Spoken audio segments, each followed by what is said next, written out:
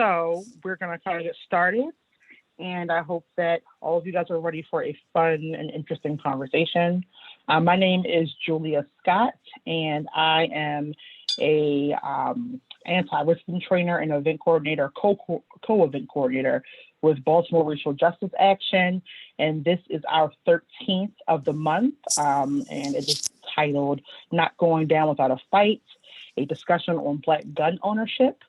I'm going to ask our wonderful tech person to go to the next slide. So just a little bit about Baltimore Racial Justice Action, or as we call it, BRJA. We are a network of Maryland individuals committed to social transformation with an emphasis on racial equity. So BRJA, we were founded in 2003, but we had our roots in the Agents of Change workshops that began in 1996. We are a program of Fusion Partnerships, which is a 501c3 nonprofit organization. Next slide. And some of the work that we do in the area. So we offer workshop series for members of the public, consultation for organizations, and we do a free monthly dialogue about the. I'm going to ask everybody to put their mics on mute just so we can all hear. But yeah, so we also do free monthly dialogue events on the intersection of race and other societal issues. For example, you were at one today. And so you can learn more about our public workshops and consultations or our 13th of the month events when you go to our website, which is bemoreantiracist.org.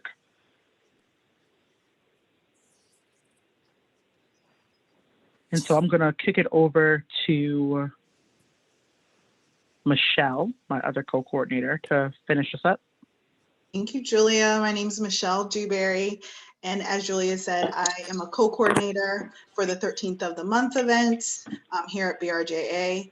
And I thank you all for joining us because it's a Saturday afternoon and there's other things you could have been doing. But thank you for being here with us and joining this conversation. So we are a nonprofit. We're always very thankful for any donations we get from the community to continue this very important work. If you would like to become a monthly sustainer, you can visit us at bemoreantiracist.com/donate. And you can sign up in order to give on a monthly basis.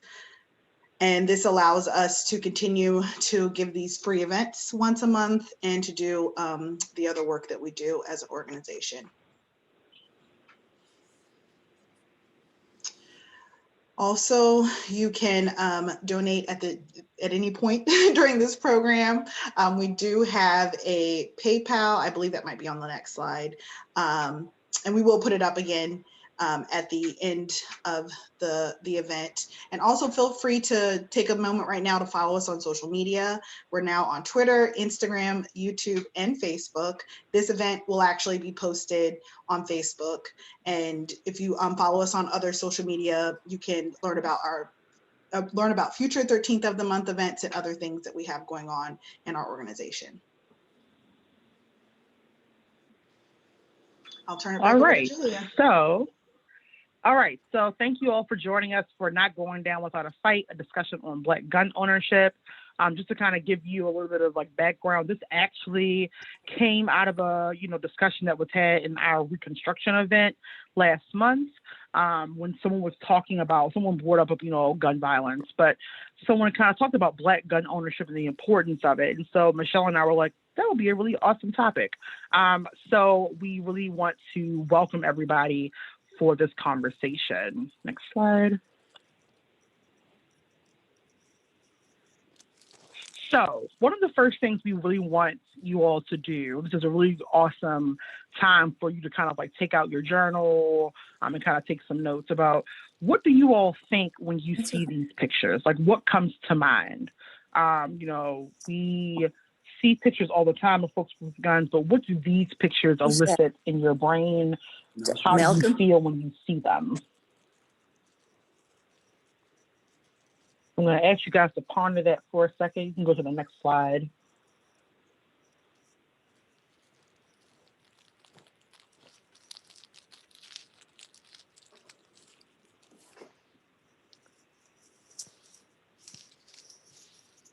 same question. What comes to mind when you see these pictures?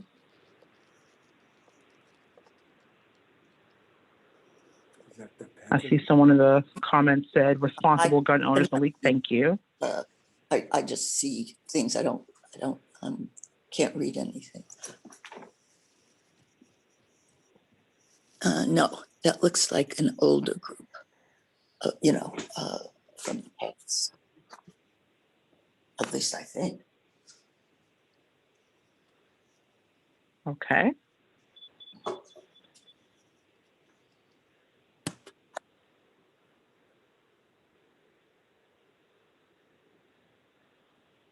Next slide. Someone said protection from racial harm. Thank you.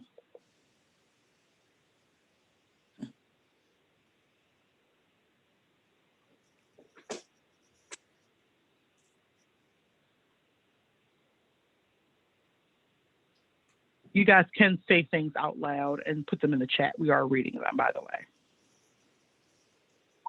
I'm sorry, we can speak out loud? Yeah, go ahead. Yeah, all I see so far is, families protecting themselves, people practicing responsibly, some people coaching.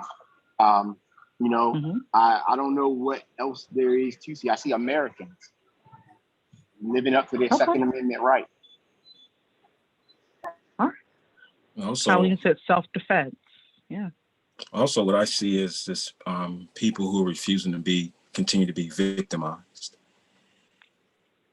Okay. People who are no longer okay with, being victimized. Awesome. And so for our next slide,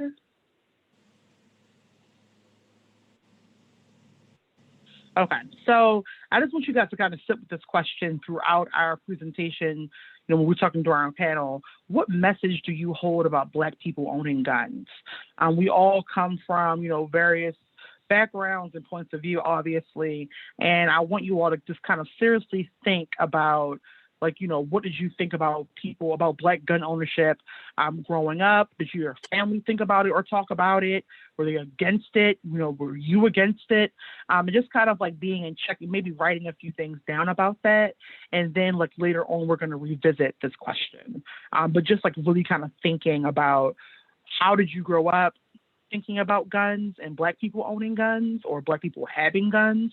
And then we'll kind of revisit towards the end of our presentation. So we're going to go next up. I think we are going to some history or to Anthony. We'll talk about what this event is not about. Anthony? Thank you, Julia. So as Julia talked about earlier, that her and Michelle gathered from another 13th that we had about the conversation about Black gun ownership, and that's what sprouted this event. We also talked about the important things that we need to frame, just like a picture frame. We need to frame this conversation in this. And so I have 4 items, just like a frame would be a box, that we want to talk about and make sure that we're framing the conversation that way with, of what we will not be discussing today and the ways that we are going to frame it. So the first is the common conversation that comes up when we talk about guns is that guns are evil. We are not going to be going on that line today. We are going to talk about how guns are as American as apple pie. The guns were the weapons used to threaten, steal, violate, and kill for the America the Beautiful that we know today. The right to bear arms is the Second Amendment, and therefore guns are the fabric of the United States of America. The reality is about 42% of Americans live in a household with a gun. And a national survey recently found that about 2/3 of American voters do not support to repeal the Second Amendment, which protects the right to keep and bear arms. So during our time in this event, we will not spend time imagining a world without guns. We will be bringing our focus on the reality. The reality is that gun ownership has been and will be a part of American culture for a long time, and if not for a long time, forever. Our second one, oftentimes when we have this conversation, it goes to the quote unquote Black on Black crime. This is not an event to talk about crime and crime's relationship with guns. I'm intentionally naming it as crime and not quote unquote black on black crime, because the phrase, as most of us know, or hopefully are learning right now, is invalid and problematic. While we're talking about guns and racial history, we aren't talking about the crime or violence that takes place with people of the same race living in their communities. Notice the reframing. 82% of white people are killed by white people, and this is mirrored with other races. Nearly every race is likely to be killed by people of their own race due to proximity. So this means that we aren't talking about crime and gun violence in Baltimore, and we aren't focusing on crime and gun violence in predominantly Black and brown neighborhoods in the United States. The third one, mass murders. The majority of mass murders in the United States have been carried out by white men. The aftermath of these massacres usually spark conversations about stricter gun policies. And while these debates are juicy and deserve frequent consideration, our focus today is on Black gun ownership. We do think that there's a lot to be discussed and learned when we're talking about the relationship with guns, mass murders, white privilege, white supremacy, and the injustice system, but that is a topic for another event. And then the fourth one is on the civil rights movement and violence.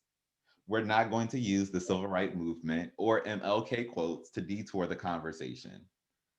While numerous demonstrations during the civil rights movements were nonviolent, please remember that there were activists walking alongside protesters acting as security, holding their piece of steel to ensure that there was peace.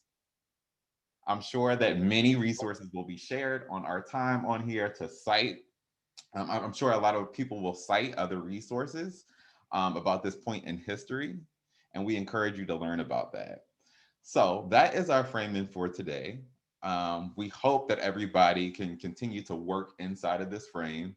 And I'm going to pass it over to Michelle to give us our other thing that we are going to root our conversation in, which is history. Thank you, Anthony. Dana, if we could go to the history slide, please. So a lot of times when we have these 13th of the month events, we like to ground them in history. History is important. It gives us context for the conversations that we're having. When we're experiencing things today in our world, it is not in a bubble. It is because of the history that precedes us. So it's important that we're aware of that history. It's important that we study that history so that we can be fully aware of what we're dealing with at any current time in our history. Joshua, sorry, y'all. Sorry. So we can have a full conversation about any subject that we're talking about. And so today we're talking about Black gun ownership. We have a slide here for you that gives some of the highlights of that history. By no means is it meant to be the full history, but just some of the important points from that timeline. We're going to give you a few minutes to read that at your own pace. And we're going to invite our panel members to kind of maybe fill in a little bit of those gaps for us and give us some more information about the history. So we're going to give you a few minutes to read that now.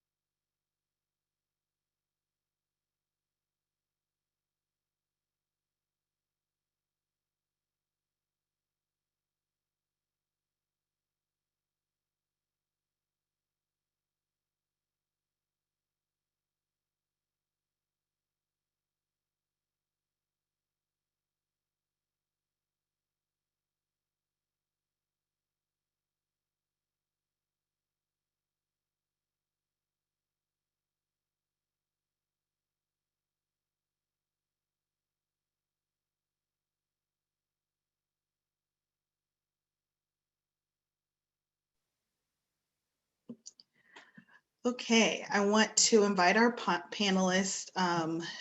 Julia, did you want to introduce the panelists first before they gave some more historical context, or do you want them to introduce themselves? Yeah. So, yeah, I'm going to ask them actually to introduce themselves. I know we have Ronell, we have Malik, and we have, I think his name's Brian. Brian. I think I can't see him anymore. Just to ask you guys to kind of introduce yourselves, and then also kind of like, yeah, give your spiel and some of the history that we should know. Well, I'll start. I'm Ronell White. Those are very excellent examples of the laws that have been passed in this country.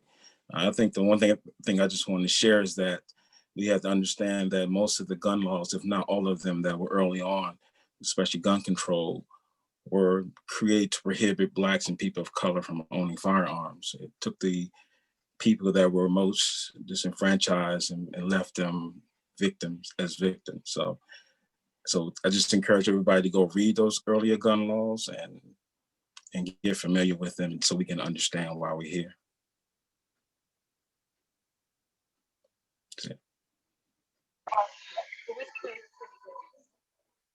All right, hello, my name is Brian. Now,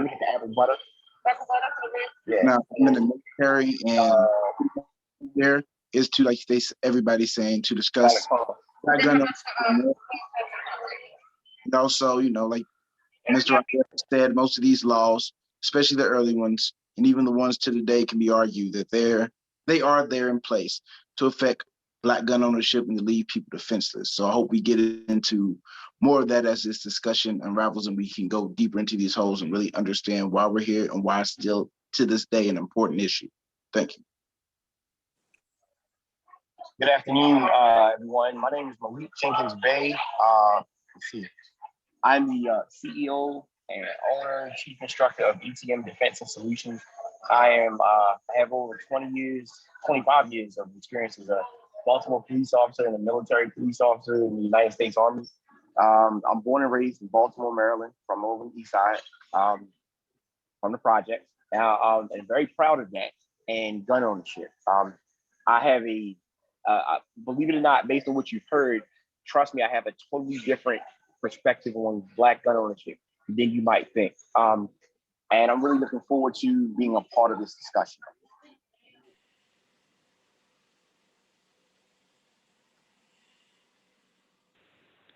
Okay, so we can go to our next slide. So first, yes, thank you for the panel and kind of like giving us like, a brief introduction about who you are. So I guess just some questions to kind of start us off. So I want to know, what brought you all to the space of being a gun enthusiast or a gun supporter? Because I think a lot of the time that kind of background is really important to understand how people got to saying, hey, Black gun ownership or I'm going to own a gun is really important. It's a really big decision. So Ronell, if you want to go first. Sure. As many of us, or some of us, I should say, I grew up in Southeast DC. So my initial introduction to firearms or guns were from a negative perspective. And probably in the late 80s, I joined these, Stop the Violence group that was trying to remove firearms from the street. Upon that time, I met some Black gentlemen that were Second Amendment, pro Second Amendment, and they set me down about educating myself about firearms. And as I realized that getting the guns off the street wasn't necessarily the answer, it was educating ourselves and accepting our Second Amendment rights. So from that point, I started on the path and saying this is probably a better way. So that's how I got to this point. Brian? Hello, yes. My introduction with guns was, I'm from Louisville, Kentucky. So my introduction with guns was actually, my family was kind of outdoor enthusiasts from hunting and everything like that. But the first instance I've ever seen a gun was my father's. I found it. And just like any child would do when they see something that is, quote unquote bad, I wanted to touch it and pick it up. And which I found out was a big number real quickly due to my father's belt and everything like that. And so he did sit me down and he educated me on it rather than saying it's just something bad. He let me know it was a tool to defend the family and it's nothing to be played with. It's nothing to take up lightly. And these things, while they are important, also require respect, and you have to know what you're doing. Then, like I said, now I'm in the military active duty. I've been deployed a few times and seen the good and bad guns can do from taking and saving lives. And I understand, that what these things do are violent and kind of scary if you're not used to it, but also they can save your life at the end. You can come back home to your family. $47 a month program, right? And it covers the hosting and the SSL. With it. Like, all right, I need to change my. Okay. I'm not sure who is iPhone. If you could mute yourself.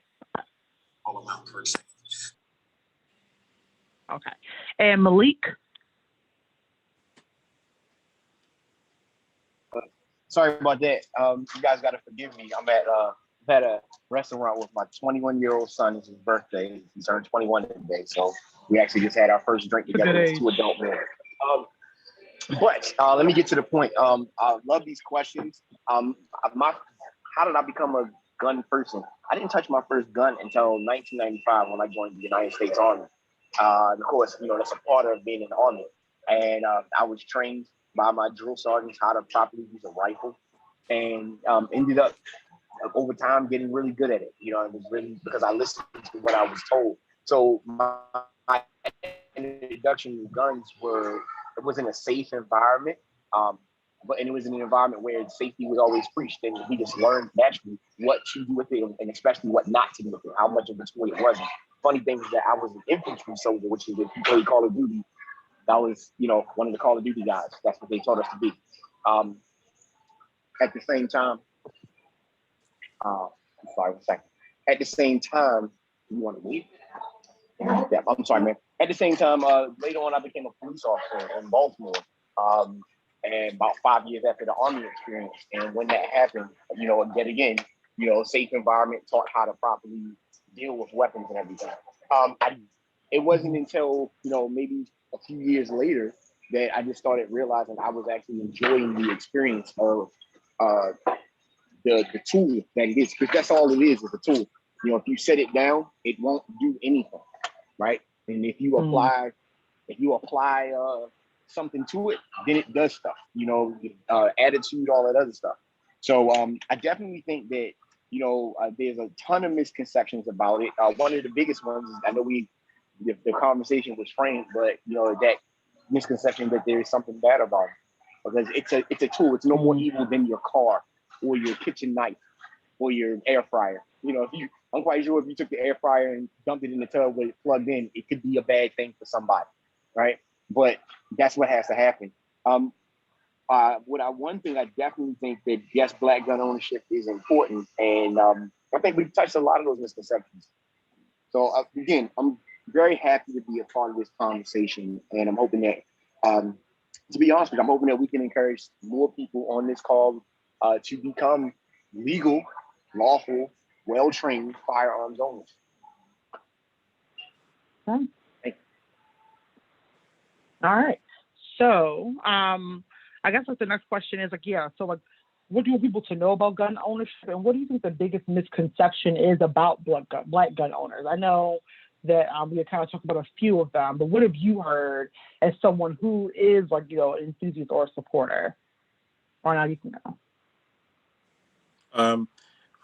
I think the biggest thing is to understand that the serious responsibility it is to be a gun owner, firearm owner, and that as law as Malik was saying, as law-abiding citizens, we should fight for all our rights and take advantage of those rights as best we can. Because too many times our thoughts on Blacks owning guns is only when we're in the armed services or to use as a means in a crime. And we have to start to remove those. And we need to start thinking about that there are many Black firearm owners that are in the sports of shooting. There are serious collectors and enthusiasts. So we have to change that process of how we think about it. We have to remove that 11 o'clock news image from our minds about Blacks owning firearms. So, but the key thing is the responsibility. That's the one thing people need to know the most, the responsibility that comes with it, to yourself, to your family, and your community. Absolutely. Another misconception that I see, especially being someone a little younger, 26 years of age, is that they think, oh, he must be gang banging, selling drugs, or into it, the wrong type of people because he wants to protect himself. And that's just not true. Like I said, I'm in the military. I'm doing things to try to, advance myself. But when I'm back in my environment where I've come from, people think, oh, he must be in with the wrong group of people. And it's as simple as I just want to keep myself and my family safe. I want to live my life, with the pursuit of happiness and, just do the normal things that a person should do. And like we was talking about Black Americans, I'm an American, point blank, period. And so I do get kind of annoyed with those stereotypes because nobody says anything to non-melanated personnel with guns. They say it as people enjoying their rights. And it almost makes you feel like we live in a different America. I'm not saying we don't, but what I'm saying is we're going to be all inclusive. We have to be all inclusive. And that means everything, not just things that make us feel comfortable. Thank you. Absolutely. Thank you. I think one of the biggest misconceptions is that somehow the gun itself or having or possessing a gun makes one bad. Another misconception, I'm sitting with my son and he told me, he reminded me of when he was a very young child, 4 or 5, maybe 7 or something like that. And it was him and he has a cousin, about the exact same age. And I pulled out my pistol, my service pistol, and I put it close to him. Of course, it was safe, there were no rounds in it.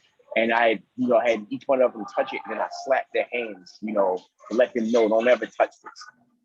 And of course, they didn't touch it. At that time, I was extremely young. And what I decided to do is, I believe that was the right thing to do. Yo, stay away from the gun. Don't ever touch a gun because I'm a police officer, 22, 23 years old, chasing down quote unquote bad guys. Now, as we're older, his younger siblings, they were raised touching guns, being there with them. I've even taken them all to the range, as soon as they were old enough to hold them, I was able to evolve my understanding, the same as many of our families, especially if you're from the Baltimore region or you're from an urban environment, let's just say it. But if you're Black, right, the whole thing is, oh, stay away from guns. And I think a lot of that came from, our grandmothers trying to protect us, right? Protect us boys. Because typically you think gun, you think boy. You don't see a whole bunch of girls. You don't think you see a bunch of girls running around with guns, out in the streets or, on the roads. So our grandmothers are trying to protect us. And our grandmothers, applaud to them. They were doing the best that they could with what they had. But everything, I think a lot of us have grown to understand everything that was told to us, regardless of the intention, may not have been the best advice. So that's one of my things I think that we need to tackle. All right.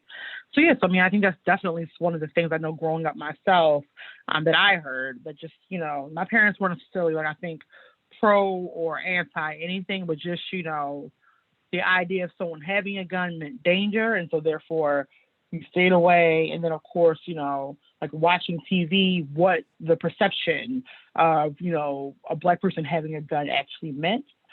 So that actually kind of brings me to my next question. I, of course, for this event, read a lot of stuff, watched a lot of, some little small documentaries on YouTube or interviews with folks who are gun owners.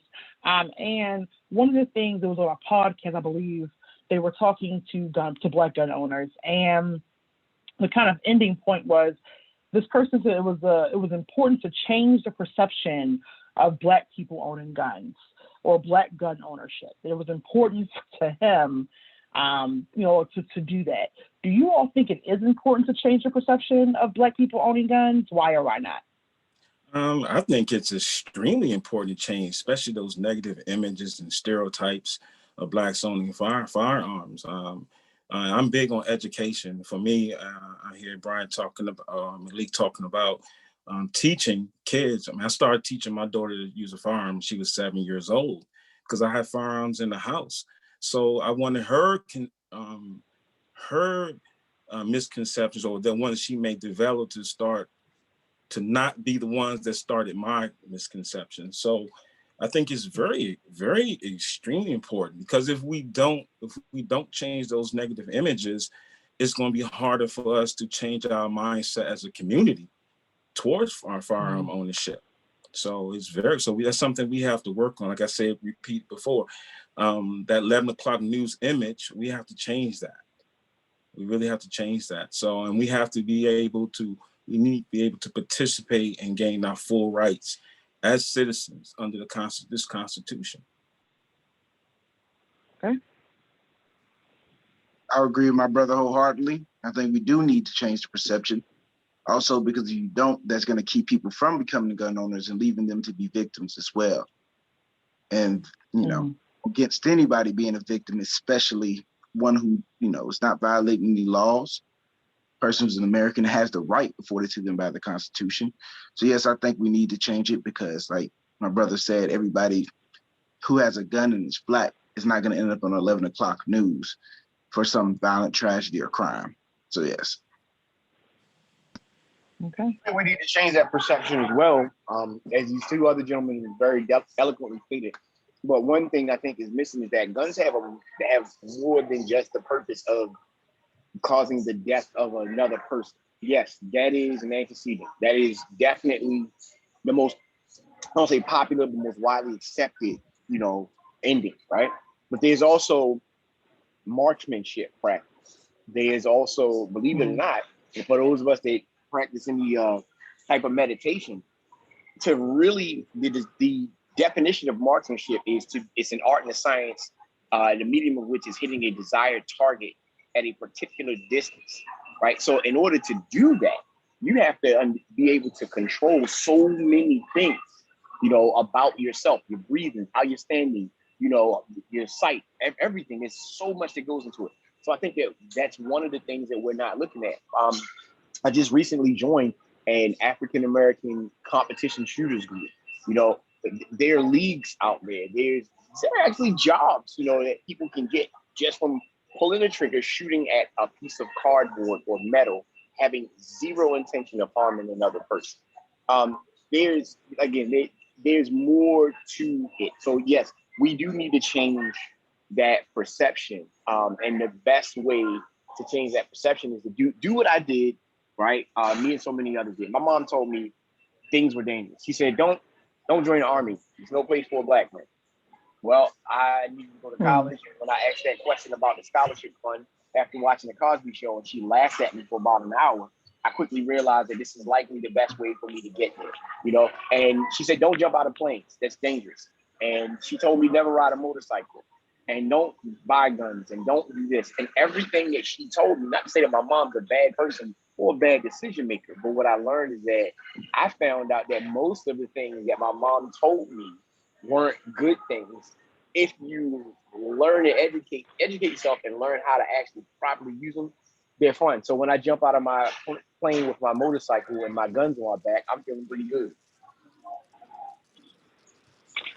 That is quite the image. Okay. Well, so why do you think gun ownership is important for Black people? I think we've kind of touched on this a little bit throughout our conversations, and we have some other kind of bigger, I think, and more in-depth questions coming up. And then, of course, we're going to open it up later on to our audience, just so they can get some questions in. And you can certainly, folks, feel free to add those questions in the chat box. I do see there was a question about, the moot point about, the medical marijuana cards. So I just wanted to kind of let you all know that. But yeah, so why do you think gun ownership is important for Black people? I think the most important thing is that, like someone once told me, is that we should not only fight for some of the 13th, 14th, and 15th Amendment, we should fight for all our rights from the very first thing in the Constitution to the end. Sometimes we leave that out and we say that we are citizens of this country, but we only fight for part of our rights. So it's very important. And this is a major step for the Black community to be firearm owners. Because too many times we are on the defenseless side of an offensive system of protection. And we need to be able to be in the position to defend ourselves, our homes, and our communities. So we have to get involved. We have to get involved on a legislative level. We have to get involved on our community level, and then especially in our homes. We have people that are gun owners, but nobody in their home knows how to use a firearm but them. So, and one thing I realized about my own daughter, she can talk to 21-year-olds a lot better than I can. So it's important. It's very important for her to ownership and start spreading that word. Thank you. Brian? And I would just add to that, because everything he said was 100% correct. I would just use one word to describe why it's important: independence. From I'm not defenseless standpoint, so I'm independent in that state. I don't have to worry about somebody else defending me or my family if a threat comes to me. Also, food. I can hunt, I can fish, I can do anything I need to with this tool. I can feed my family if the grocery store is shut down. I can defend my family if any violence comes to me. I can hopefully deter violence from ever coming to me or mine. This tool can be used for marksmanship, as my other brother just said. There's a lot of different applications, but all of them lead, in my opinion, to independence and not having to depend on any protection, anybody to feed you. Because once somebody can feed you or protect you, they can also tell you what to do. So that's why it's important to me. Thank you.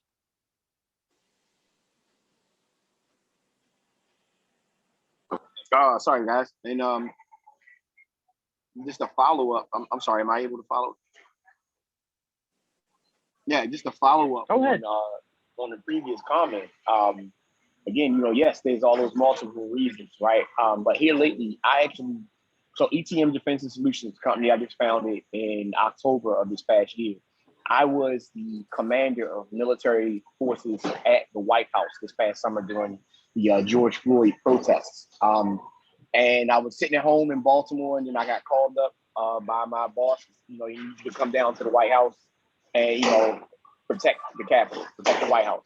In the process of going through all of that, I was there when Donald Trump gassed and ordered the gassing and beating of people. None of my soldiers participated in that. However, we also got gassed as he, wanted to go across the street and take a photograph.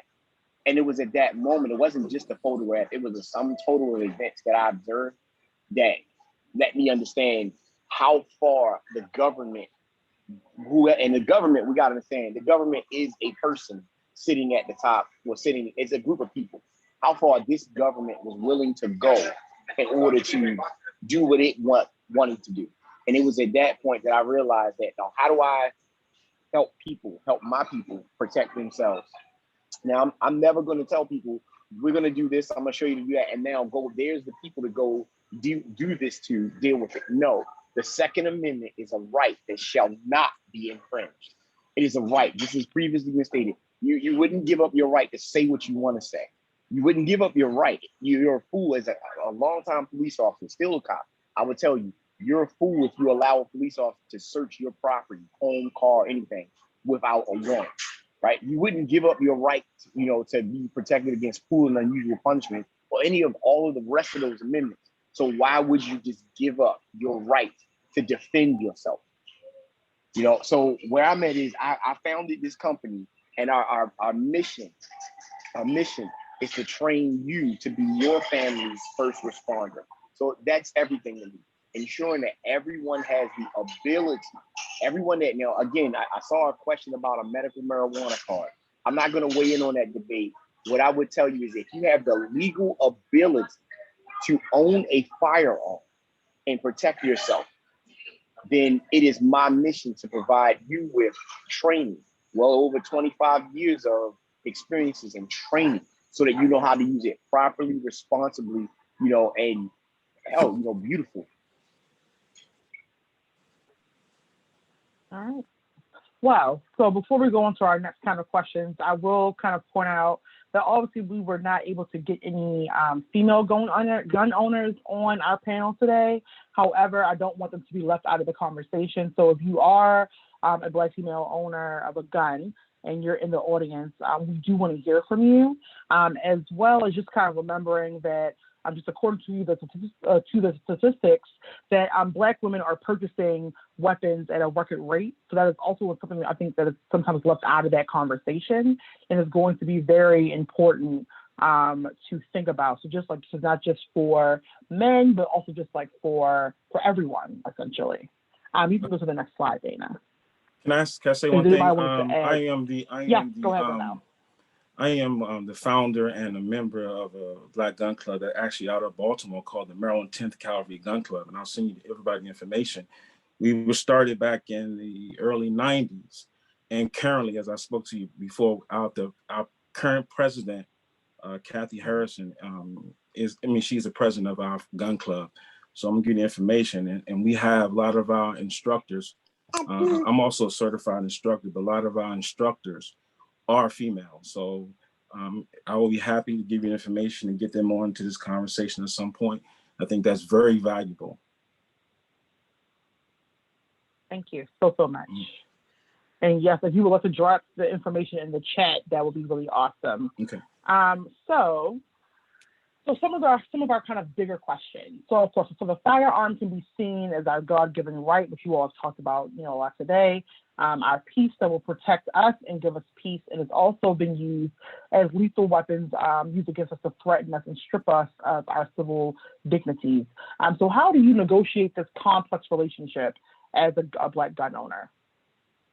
I'll go first. I think our God-given right definitely is life and the pursuit of happiness in that life.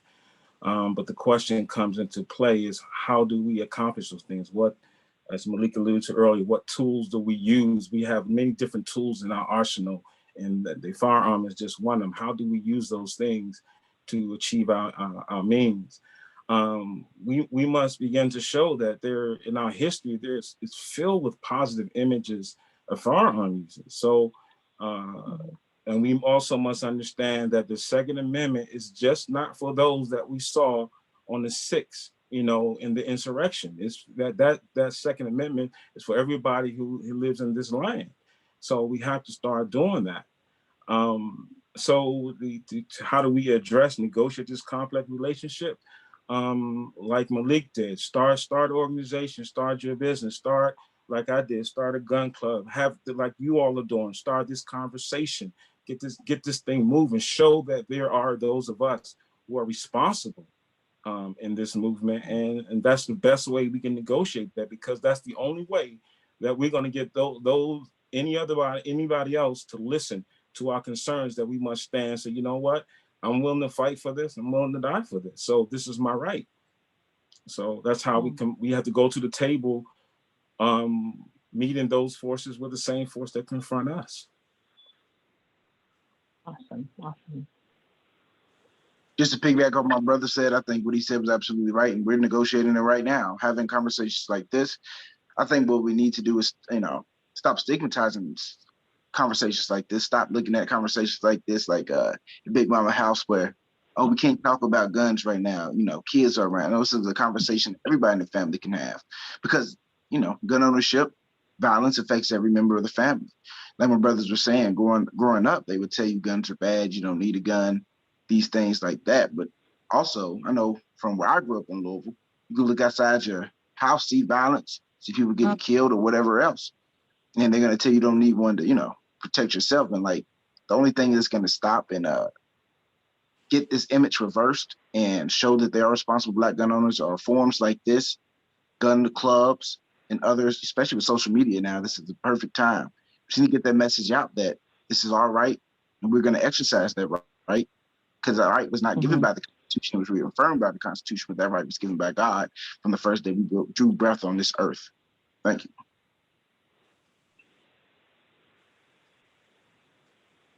Malik, I think you're muted. My apologies. Happens. So, bottom line is this. If I don't believe, I try to take everything back. You're breaking up a little bit, Malik. Can you guys hear me now? Can you hear me? Is that better? A little bit better. All right. Yeah, sorry. a little bit better. Look, I try to take everything back to my analogies of being on the streets of Baltimore as a kid, as a cop, as a citizen, right? Because it was in that order: kid, cop, and then a citizen. And the bottom line is, if you are a two-bird tiger, no one is worried about you. Let's just think about it. If a tiger jumped out and it had no claws and no teeth, and it just went raw, and it couldn't hurt you, what would you do? You look at it, you go, and then you probably going about your business, And if it could punch you or hit you, you probably hit it back, right? But it's the fact that the tiger has claws. It's the fact that it has teeth, that it makes the noise that it makes that gets your attention. And it makes you think twice about going after it. Yeah, and it doesn't have to be, because I mean, we're in Baltimore, ain't too many tigers around, right? But they're dogs, right? We got those not puppies that we call rats that run around Baltimore, right? These things, because they're dangerous, right? You think about it. So I'm not saying everyone should go be dangerous, but what I'm telling you is that when someone knows that you can, not will, not want to, but you can protect yourself. You have the ability to protect yourself and to fight back, right? They listen. That's just the bottom. They listen. They pay attention, and that's the elephant that's in this room right now. Yes, be responsible gun owners. Yes, be well trained. Go to ETM. Go to 10th Cav. Go to the AC Gun Club. All that. That's great. But the bottom line is that when you as a citizen, when someone knows that you're not a pushover, and they know that you're asserting your legal rights, they handle things different. They don't just take your property, right? They don't come by and just take your home. They go and get an attorney. But when they know you have an attorney, okay, well, they operate differently. So that's that elephant that we always need to talk about. Okay. So in recent years, of course, we've seen a lot of folks who are unjustly murdered by firearms, whether it be like with the police or just like by other like neighbors or other bystanders. And we can see this, like, of course, with Philando Castile. We can see it with Trayvon Martin. We can see it with the mass shooting at the Charleston Church. And then, of course, as of late with the Trump's presidency, past presidency, white insurrectionists have only exacerbated, I think, Black people wanting to feeling unsafe in the U.S. So, do you see the gun ownership as a strategy or a way of kind of repurposing racial trauma that we are experiencing in the U.S.? Because a lot of people, I know that we're not necessarily framing it as Black on Black crime, but just that a lot of people see it as, I think just like white violence or just reenacting white violence. But do you see it as kind of like, this is a safety strategy, this is about repurposing racial trauma?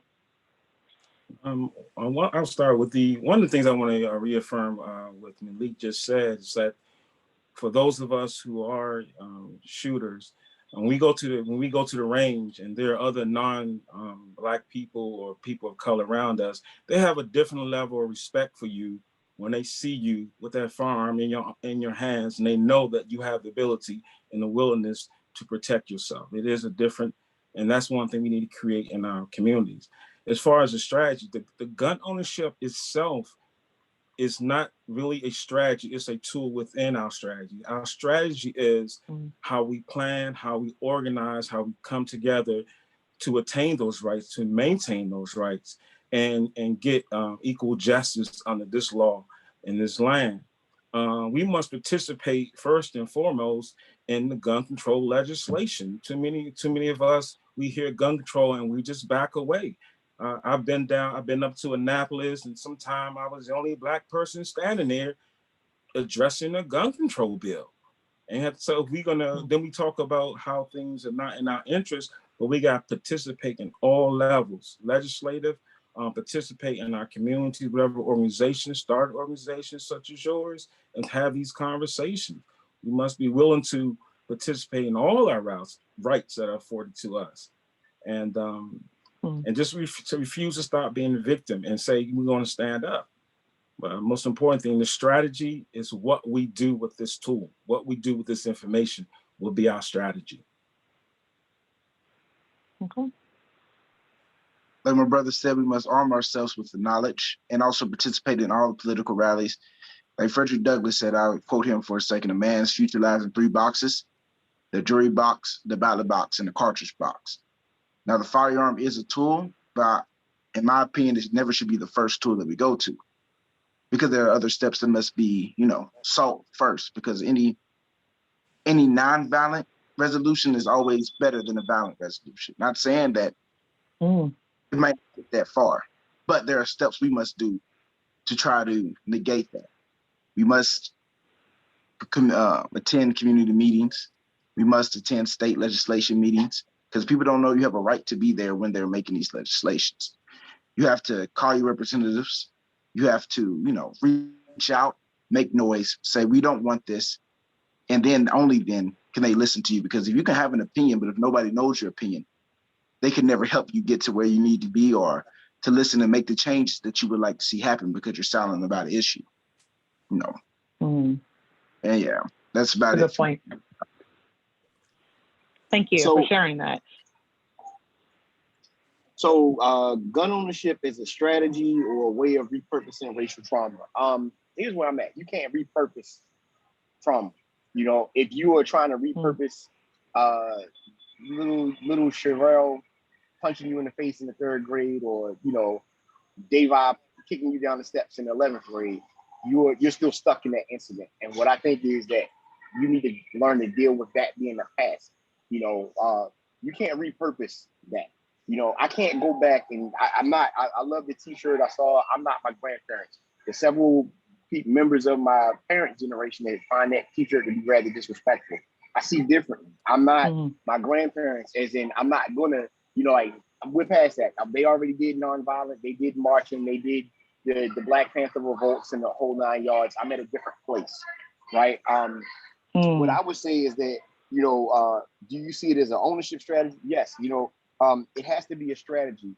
The first step is again, letting folks know this is where I stand and I have this ability. When someone knows, let's take it away from guns. I like legality. Let's go back to legal.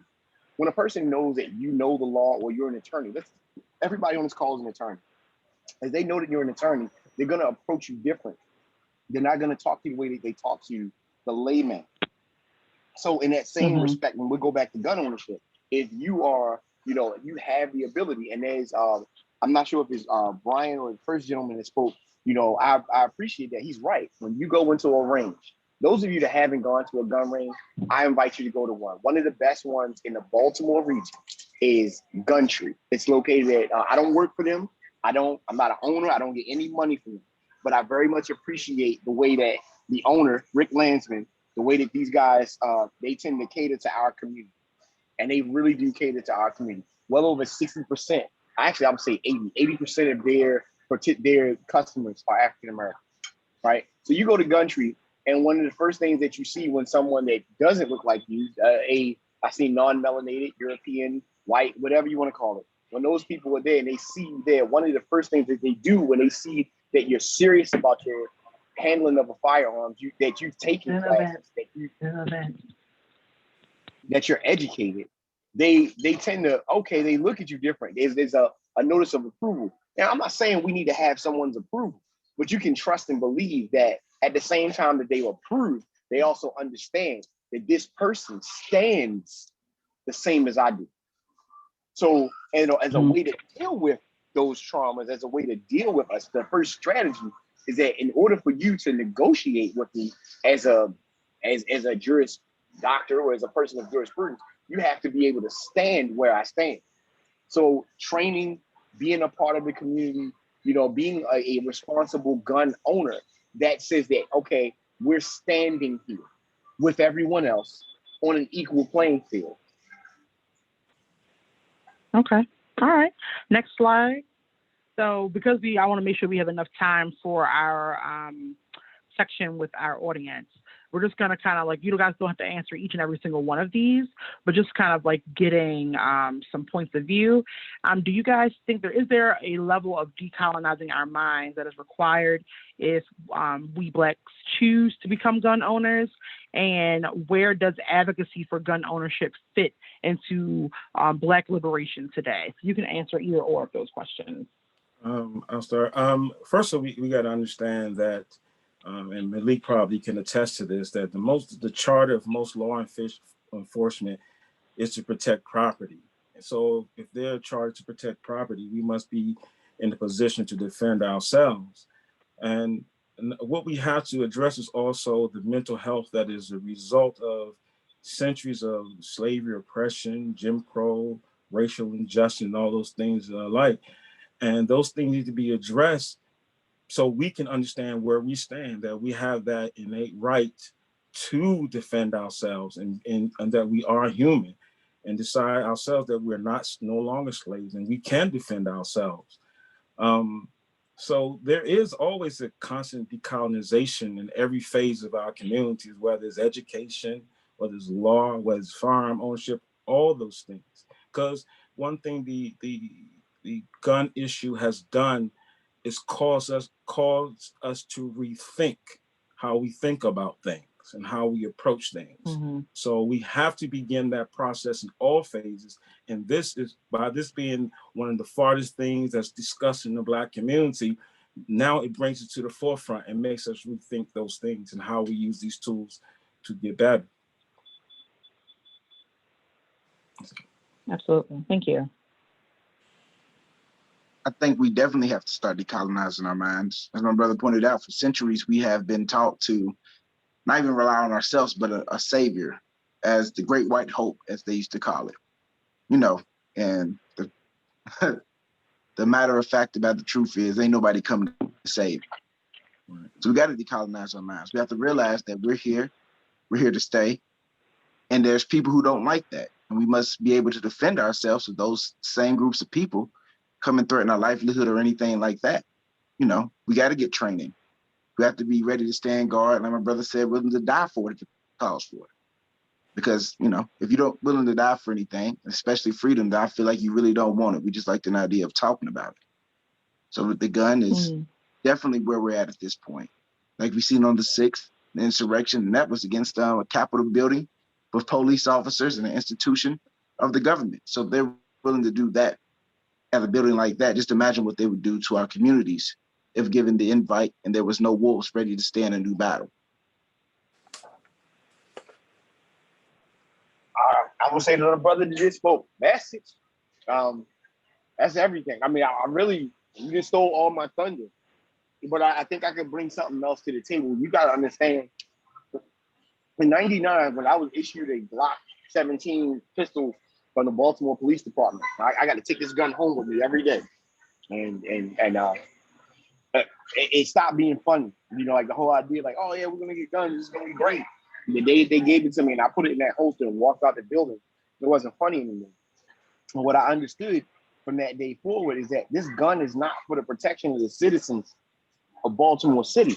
This gun is for my protection. So that's the first step we got to understand, is that in decolonizing, we got to stop looking to someone to protect us, because the police officer's gun is not for you. It's for him or her to survive. And I mean, I'm going to tell you, as a police sergeant in Baltimore, that's what I told my officers. This is for you to survive. This is to keep you alive, okay? And it doesn't mean disregard the citizen, but chief and foremost, it's that. So now once we accept that reality, then we come into the reality of what's next, which is, what do I do to protect me? Because property was mentioned, right? I mean, what about my property? It doesn't matter that my property is a 1-bedroom apartment on Parkside Gardens, or, one of those houses that's along 695 behind those sound barrier walls that we never get to see. It doesn't matter. Am I able to protect mine? Am I, and if I'm willing to protect mine, and okay, how do I protect mine if I'm not able? So that becomes the first thing. That becomes the first step in decolonizing the mind. Yes, I believe we should always be aware of our past and be aware of our history. Thus, if not, as some wise person said, if you don't know it, you're bound to repeat it, right? But I'm here today, and if you believe in corporeal time, in 2021, I'm right here, right now. So I'm not gonna try to tackle the problems of that past, from 1865 and beyond. I'm gonna deal with 2021 problems. If you saw what I saw, as we keep mentioning about the 6th, I was 2 miles down the street from it, in full battle rattle with all my soldiers, and we couldn't move because Donald Trump didn't give the order. And we're standing there and we're waiting and we're asking, can we go? And we can't. You got to understand that these systems that they've developed to say, oh, this is in place, they're showing you to your face that they don't exist, or they exist insofar as, listen, we all watching CNN, we all watching MSN. The case is clear against Donald Trump. He will not be convicted, not because I'm happy that, I want him convicted, he won't be convicted because they will manipulate it as they must or as they decide. So what do you decide? Okay, thank you. And I think we did have, you can go to the next slide, Dana.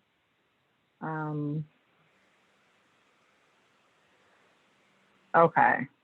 So last question, this is a really good time for you guys to kind of talk more about, what you guys do, but the NRA has tremendous political power. They are often looked at as the only gun rights advocacy group in the U.S. And while the NRA on paper is identified as nonpartisan, we know that historically it has upheld conservative viewpoints and actively participated in racist policies against Black people. So regardless of your status as a gun owner or not, should we be lending support to Black rights advocacy groups? And what are some actions that we can take to also support groups that you guys are a part of? Let me and say then this. After this question, we're going to open it up to the audience. Okay, let me.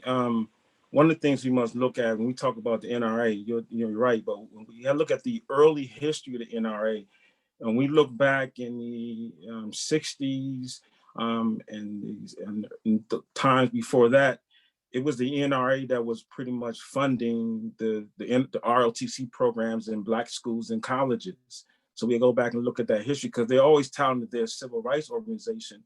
But we also have to look at in this current climate, they are not. And that's the thing that we have to understand, that the folks who down their insurrection are the folks who have taken over the mindset and the climate of the NRA. As a registered firearm owner and as a certified instructor, the NRA, of course, they are the world recognized authority on guns. So we have choices. We can go the old method of going into that organization and become a part of it and try to change the mindset, or we can say, you know what is stopping us from creating our own gun organization at that level? In starting the Maryland 10th Calvary, that was our approach. And I served as president for quite some time. And my goal was I wanted to, when the world thought of Black firearms, they didn't think of the NRA, they thought about the 10th Calvary or the other gun advocacy organizations. So we're confronted with the age-old issue that we've always confronted with as a civil rights organization. Do we participate in these organizations that say they're there for us, or do we create our own? When can we start to say, you know what, I have the information and the ability to create these things for myself and my people? And I'm gonna go back to the liberation thing. I hear us talk about liberation, but when you fight for liberation and you have no means to fight for it, then that's not a fight at all. So what are we fighting for unless we understand we have the means to do that? You can't liberate yourself and you sitting there, not to knock anybody's method, but if we thinking that just praying and marching is going to be the answer to this, then this is not a liberation fight. This is just blowing off steam. So we have to have those organizations. We have to have those people like these two other brothers on the call that's saying, you know what, I'm passing this message. I'm committed to this message, and we got to go forward.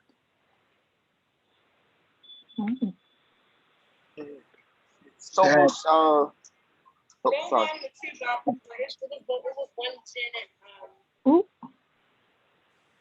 Go ahead, Brian. Say with the NRA, I was a member of the NRA for a while. I'm not gonna lie about it. And I took my money out of the NRA. They were silent about the Philando Castile case. And I just wanted to tell everybody on the panel, also my brothers, I don't know if everybody's aware, but NAGA, the National African American Gun Association, is where I put my money into now.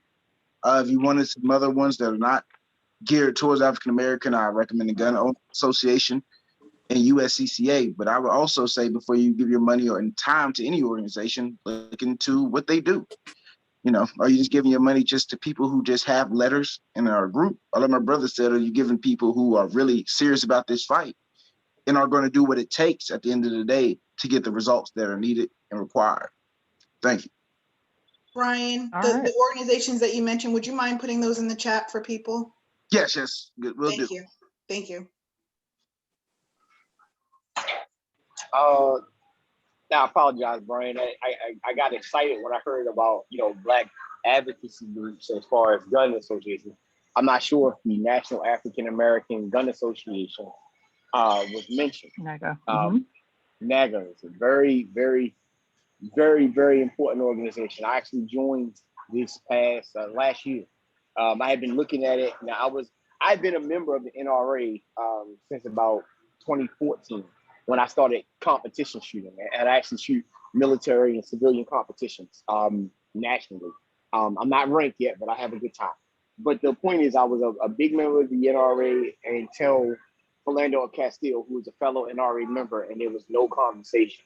And I happened to live, 10 miles from NRA headquarters. So I actually took it upon myself to go to the headquarters and actually ask to meet with someone in reference to, what is the organization's position. And of course, I got the run around that, any of us would expect. I didn't expect that, but I got my wake up call at that point. And what I would say is that there are plenty of organizations. Now, what I will tell you is that there are some organizations, and FAC in particular, I'm not an advocate of, and I'm gonna tell you why.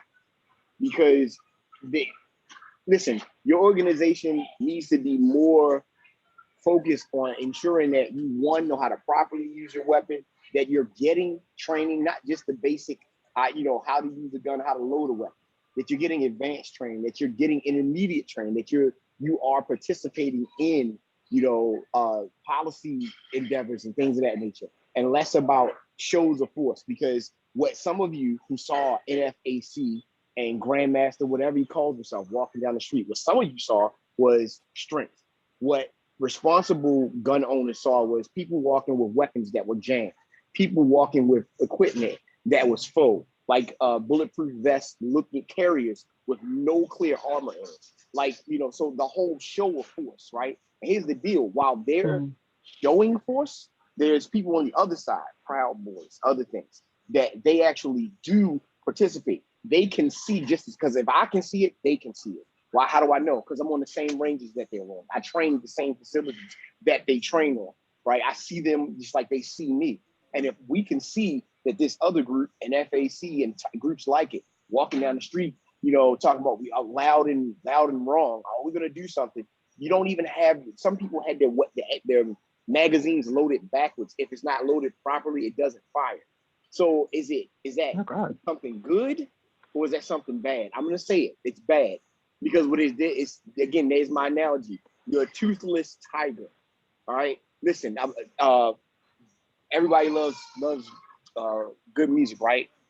Somebody smart said, real G's move in silence like lasagna, all right? So get silent, get important, get serious about what you're doing.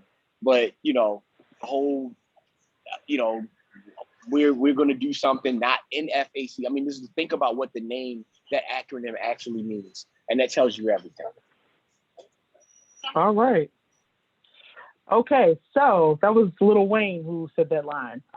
So for our next slide, we're going to open this up to the audience. And, you guys have been sitting a little bit silent, asking questions in the chat. And we want to make sure that because it is about Black gun ownership, that we are censoring Black voices at this time. So we want everyone's questions, but if you are a Black person and you do have a question for our panel or something that you either agree with or disagree with, this is the time to ask it. I'm going to actually, like me and Michelle, are going to go through the questions in the chat. But if you have a question right now, you want to actually kind of say it out loud, this is the time to also do it.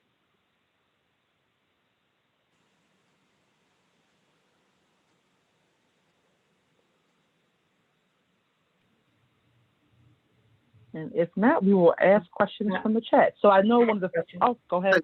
Oh, can I go? Hi. Yeah. Thank you. Oh, okay. Thank you all. This might have been lifted up earlier. I had to pop in and out. Because of I guess the sinister nature and how guns have been used towards and oppress people of color. Do you think that some people, or has it come up for you all that some people are resistant to getting involved with responsible gun ownership because of maybe just the pain and the trauma that's connected to it? And if so, do you know people who have given their own testimony on how they've overcome that? because sometimes we tend to fall back on connecting with things, even though we know that it has the potential to protect us because of the history that's connected to it. So I was just wondering if maybe you all could speak on that. Yeah, I'll say one of the things I'm sure the other brothers have experienced. As soon as you mention to a lot of the folks that you have a gun or own a gun, they jump back like you have the gun right there in your hand. So you get that resistance. And what I found out through the training is that sometimes the best way is education is the absolute best way. Talking to people and being in good character yourself, so people can see that. Say, wow. And when you go to the range and you walk them through the process, like Malik said, training, know how to use that firearm, know how to be responsible with it, know how to do everything that you do with any other tool, helps that process and helps people see, oh, okay, it's not so bad. So, and that's one of the ways is education and learning how to use it as we use a book in a classroom. So that's been my experience. Thank you. All right. So I know one of the first questions was about, the medical marijuana card. I believe in Maryland, you're not able to have a marijuana card or, smoke marijuana and also legally have a gun. Do you guys have any thoughts or viewpoints on that? I know if we're gonna fight this battle, and it's going to be a resistance to us fighting this battle, the one or tools they're always going to use is either our criminal history against us, or our drug use against us, or alcoholism against us. And we have to be very conscious of the things that are going to be coming back at us as we fight this fight. And you have to be very conscious. Mm-hmm. So if you're going to walk into that arena and you want to win this battle, then you have to have a conscience to say, there are things I need not do right now. Everybody has to make their own personal choice, but we have to understand what the kickback is going to be as we fight. All right. And I just wanted to insert, I'm pretty sure I saw the other day, there is legislation being put forth to have the whole, because I don't know if everyone knows, but if you have a medical marijuana card, you cannot also have a licensed firearm in the state of Maryland. So from my understanding, there is legislation being proposed currently to have that reversed. I don't know the name of the bill, but I just want to say to us as Black people, we need to be on the lookout for that and be supporting that bill if we can. And plus also we gotta be also conscious of that when we get on the right track to fight any kind of thing in this battle, we easily get distracted on other things because we can easily make a left turn and no longer talking about guns and firearm ownership and start talking about some other things. And that's always been a tool used against us. So we got to be very conscious of that fight as well. That we can fight multiple battles, but we still can stay focused on all the battles that are important to us. Thank you for saying that. Thank you. I very much appreciate Michelle letting us know about that legislation. And that's one of the things, I think it's like slide 7 or something in my basic course. We actually talk about that. What are the restrictions according to Senate Bill 281 in reference to medical marijuana or alcoholism or anything like that? And what I would say, again, I think the brother just spoke, he said it very clearly. Look, you gotta pick and choose a battle. What are we trying to do? Are we trying to, and listen, I was not always a soldier or a cop. Okay, so I know a little bit about marijuana from experience prior to being a soldier and a cop, right? I'm fine. I'm okay. But what are we trying to do? Are you trying to own a firearm to protect yourself, or are you trying to, have it all? I'm not saying that you can't have it all, but until said legislation becomes law, you got to think about what is truly important. Okay. Are there any other questions?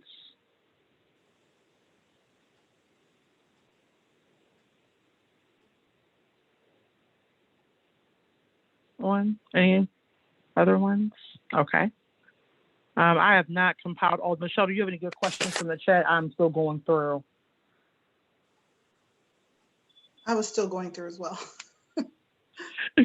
Well, see, one of the first ones I'll just see right here and right now is You know, someone asked Brian, what reason did you join NAGA? The reason I joined NAGA was because the NRA was silent on Philando Castile. Once I seen that I felt in my heart that they didn't care about me, I didn't think I should give them my money. I can go put my money elsewhere where it's valued, rather than cry and, you know, argue with that organization about what to do with their time. I'd rather just go find one that already is on the same mental plane and we have the same organization and goals, you know, goals at the end. Everything aligns with me. So I took my money where it wasn't appreciated and just had to go put it into somewhere where I thought I was going to be appreciated. And that's just that. Thank you, Brian. That's a great point. We do have a question from Charlene. What outreach work is being done for the panel? What outreach work is being done now outside of this forum to get our people to participate in marksmanship practice? And are there social media pages that exist to help remove the stereotype around Blacks owning firearms? I'll say for myself, again, the gun club that I belong to is the Maryland 10th Calvary Gun Club. You can find us on Facebook, or you can Google us. We have events, shooting events all through the year and training events. One of our big events every year outside the pandemic, it's been Juneteenth on the Range event. That's our largest event. Also, we have an event usually around the April timeframe. It's called Sister Shoot, where it's focused on women and firearm training. So you put on training, you bring events, you bring people together so you can educate, train. And like Malik said, you have to train, become proficient at these things. So those are the events we have. We go talk to people, consult with people. And like Brian said, you join organizations like NAGA that benefit you, because just like the both of them, I was a part of NRA, and say, you know what, enough of that, you know, and I was done with it. So there are a lot of things going on. We just have to connect ourselves and be open to listening to those things. Also, to add to that, I would just like to say, if you go on Facebook, you can type in just Black gun owners and a million groups come up. Some are like one I particularly belong to is Black gun owners in education. I think the mother chapter is out of Jacksonville, Florida, but I know they have chapters in the DMV. They have chapters in almost every state. I know they're very active in going to ranges, even during these COVID pandemic times. They have been going and having gun shoes. I know they had one this morning, actually, for concealed carry classes for the state of Florida and the state of Georgia today. So there's places there. We just have to go out and look for them. And if, like I said, you go on Facebook, just type in Black gun owners. I promise you, pages upon pages of those groups will pop up. Get involved. They're always looking for new members, and they always go out to the range. It's a great time, and you know, we got to be efficient with weapons because, as my brother Malik pointed out, the NFAC, you got a magazine in your firearm backwards. It don't work, and it's not just foolish. It's also dangerous because you're gonna pull a weapon and it cannot fire, and somebody has one that can fire, can really cost you your life. Thank you. Yes. I did just have a question. I know we kind of touched on women, well, particularly like women owning guns. And I know that, for example, I read a lot of just like articles about women who have been like in abusive relationships who own guns, and yet the system still, of course, like impacts them the way they would anybody else.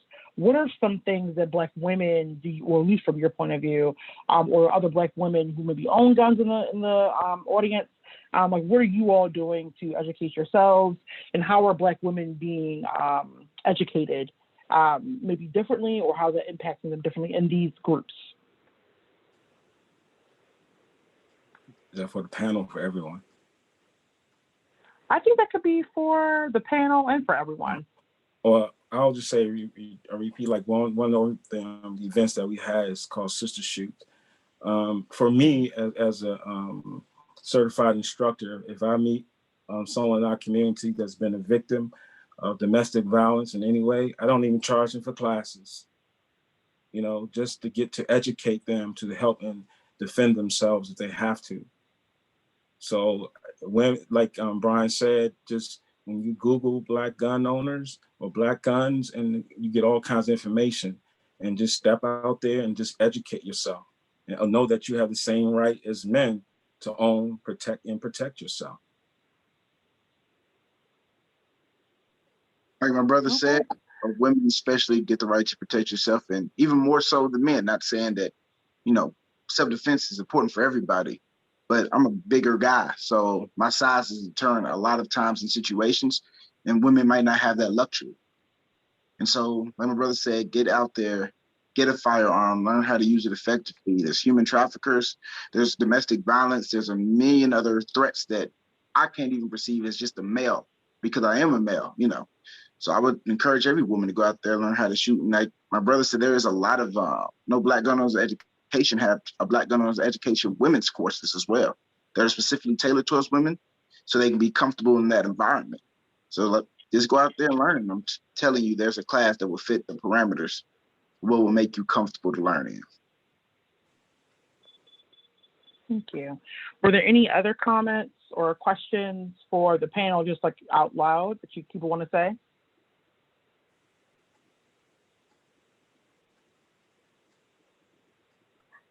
This is Charlene. I do have one more.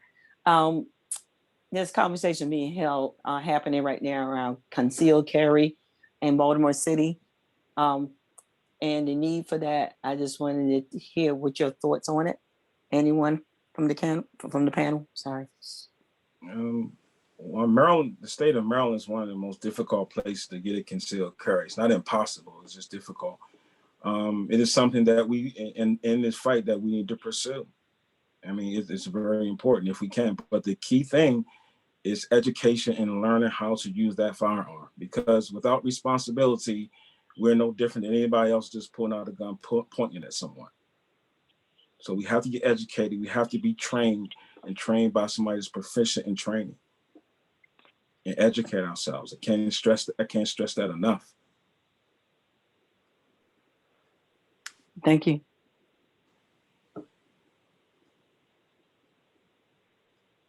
Any other questions before we end it?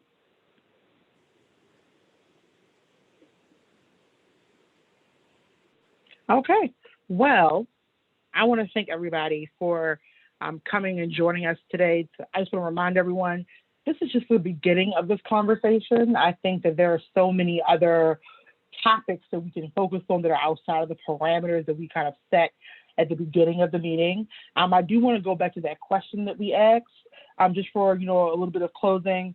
What did you all think about gun ownership growing up or in your household, and maybe what do you think about it now? Not that this event, of course, would change your entire life and viewpoint on owning guns, but that maybe there are some things that you're kind of moving on, maybe some things you didn't know, something that maybe you learned today. I know, for example, like I've learned a little bit about the NRA, but I did not know about them, of course, funding, like infantry at school. So that's something that I did not know. And so I know now to go back and kind of do some more research on that, and just kind of read a little bit more. So like, is there anything else that, what kind of viewpoints did you guys have before? And maybe like, do you still hold those now? Are you going to do some more research? We would love to hear from the audience about that for a couple of minutes before we end.